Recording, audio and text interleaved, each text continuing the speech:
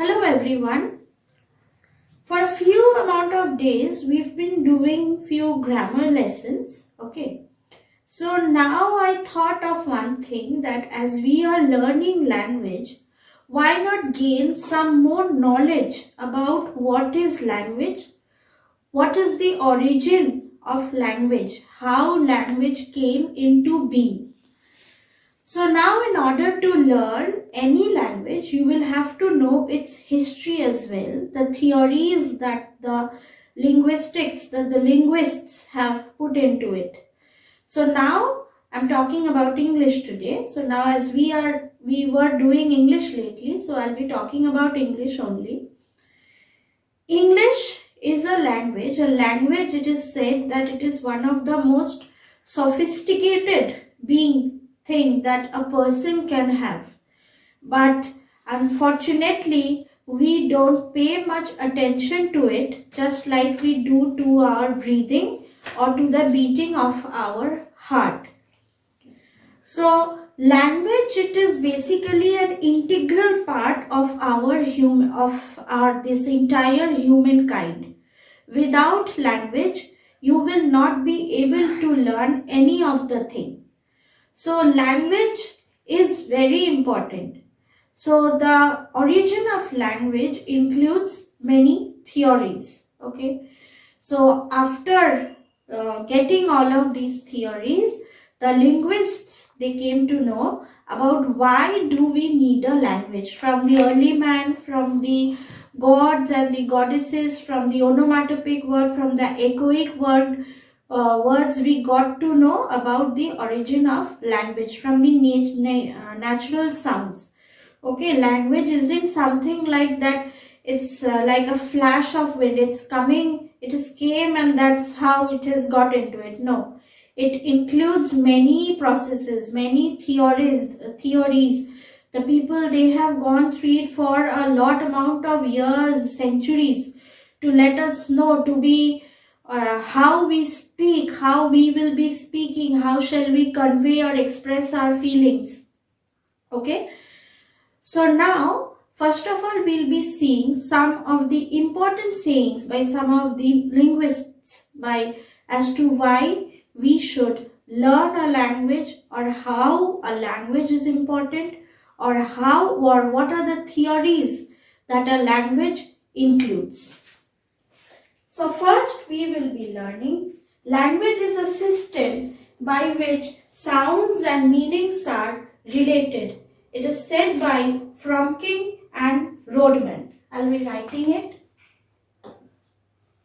Language is a system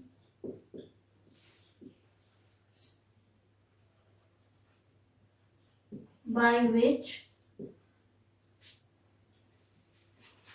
sounds and meanings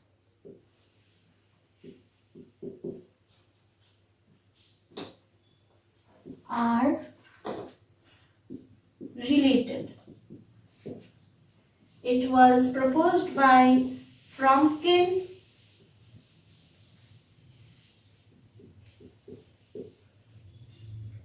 and Rodman.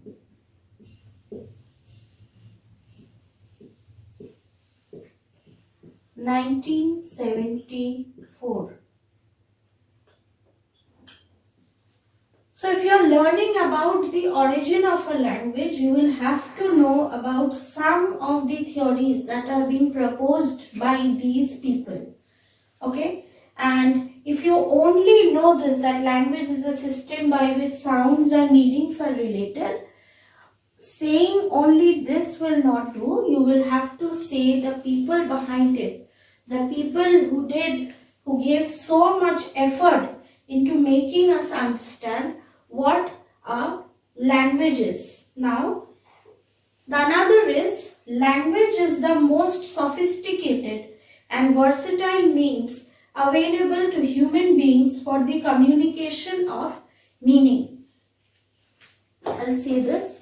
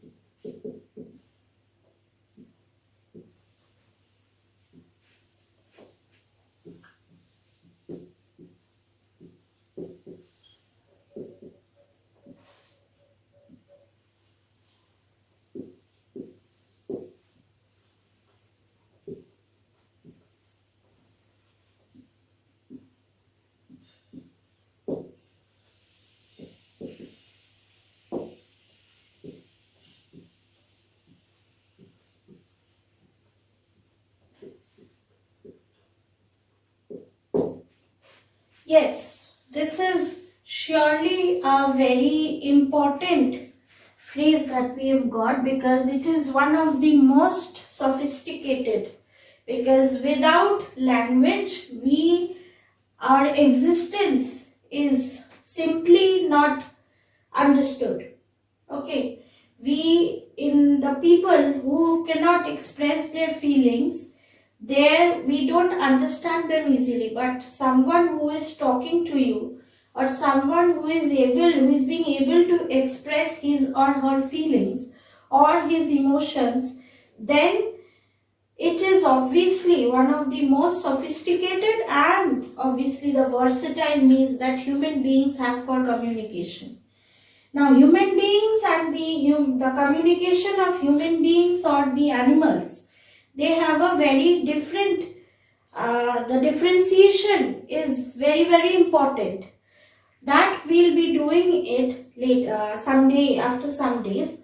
But why we are superior in terms of communication and why the animals are not, that is very important question. Okay, so this was some of the theories, or if I say some of the observations that was done after all the theories they got proved. Now, the origin of language.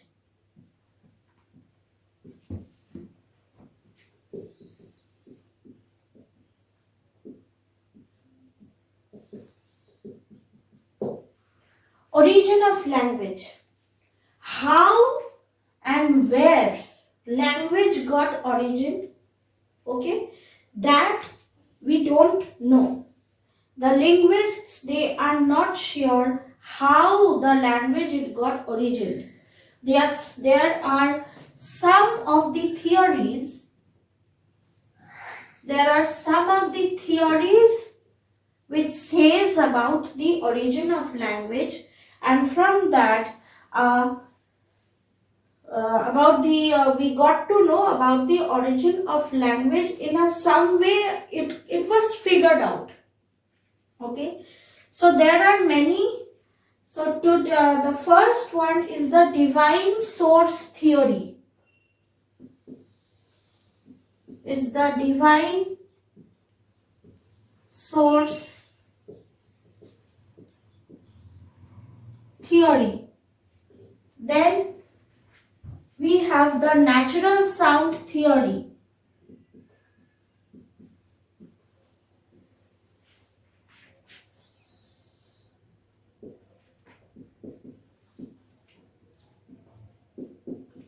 We have the poo-poo theory.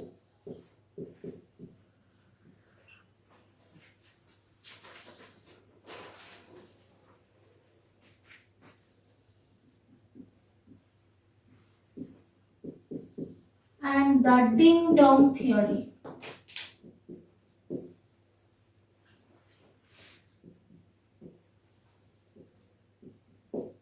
See, we only learn about language, but we never pay attention to what are the efforts that were given in order to know how it works. So for today, we will be doing only the divine source theory and the natural sound theory. On the next video, I'll be telling you about the poo-poo theory and the ding-dong theory. Okay? So now let us see about the divine source theory.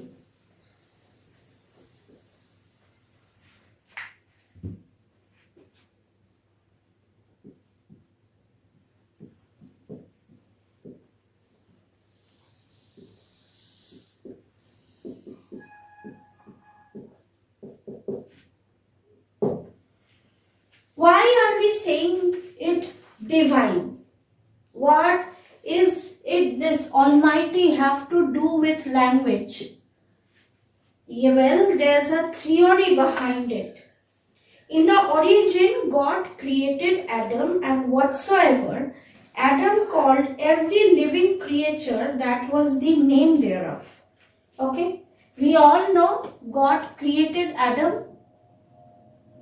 Adam was created by God.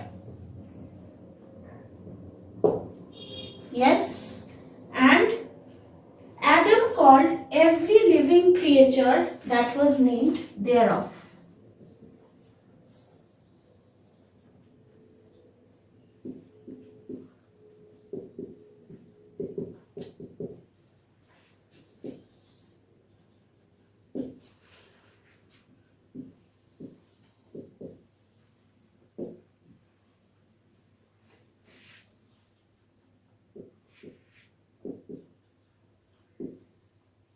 Okay. So now, in case of English, about the alphabets that we have, about the 26 alphabets that we have, they have got connections with the god and the goddesses.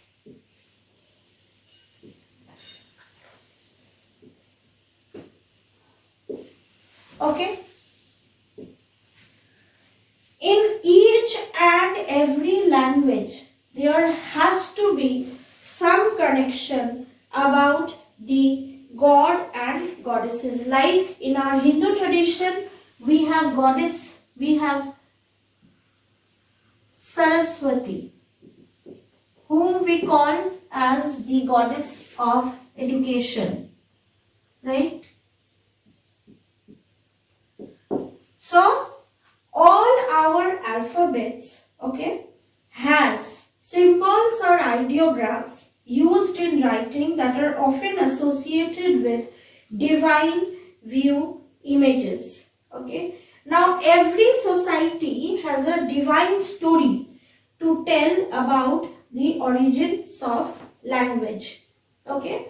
So, about the origin of language, the divine, the almighty, or whatever you say, is having a great contribution towards the origin of language, because the alphabets that we have now, the inscriptions that we have now, have some kind of relation with the god and the goddesses, about the symbols or the ideographs that we use. Now we have the nature sound theory.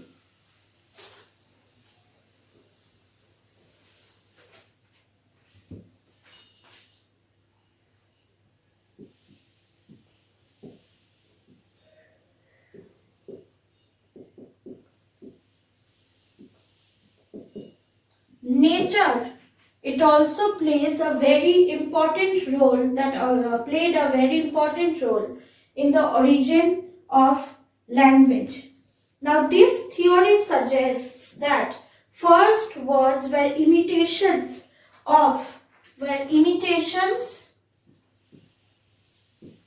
that were heard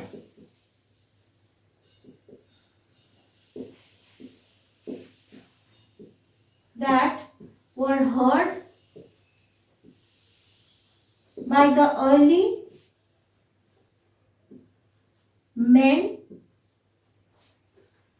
and women. Okay. At that time, these early people, they did not have such way of expressing. So, they heard the natural sound, and from there it was figured out that nature also plays a very important role in the origin of language. Okay. So each and every language that we study have some echoic word. Okay. We have some echoic word in every language, like the cuckoo, bang, buzz, You can also call it as the onomatopic word. Okay. Now it was difficult to understand how the abstract ideas and emotions could have been referred to in a language that simply echoed natural sounds. Another argument against this theory is that our language also seems to influence the way we hear and imitate the sounds of nature. For example, rooster crow cock-a-doodle do in English. Okay. Rooster's sound is different in English, whereas in Hindi it is different. So you see, we have got some onomatopic words in English. Onomatopoeia, as you know, the figure of speech like bang, buzz, hiss, okay, that is the echoic words. Now this also had a great influence for the origin of language. Now today we have done these two theories. On the next video, I'll be telling you about the poo-poo theory and the ding-dong theory and the conclusion that the linguists had gathered. So thank you for today. Stay updated.